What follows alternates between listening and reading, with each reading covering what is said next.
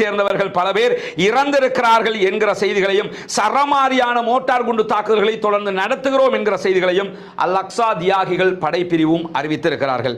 அதே மாதிரி அல் நாசர் சலாஹுத்தீன் படைப்பிரிவு இன்றைக்கு வெளியிட்டிருக்கக்கூடிய ஒரு செய்தியில் அவங்க என்ன சொல்றாங்கன்னு கேட்டா, 107 மில்லிமீட்டர் ராக்கெட் வகைகளோடு நார்த் காசா, வடக்கு காசா பகுதிகளில் இருக்கக்கூடிய ஜிகிம் தளத்தின் மீது, ராணுவ தளத்தின் மீது இன்றைக்கு நாங்கள் ஏவுகணை தாக்குதல் நடத்தி இருக்கிறோம் என்கிற செய்திகளையும் இன்றைக்கு அல் நாசர் சலாஹுத்தீன் ஐயூபி படைப்பிரிவும் இன்றைக்கு அறிவித்திருக்கிறது.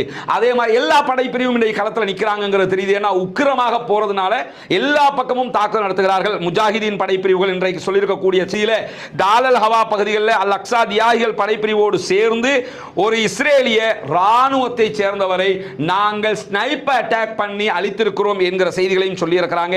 அதே போன்று தியாகி உமர் அல் காசிம் படைப்பிரிவுகளும் இன்றைக்கு களத்தில்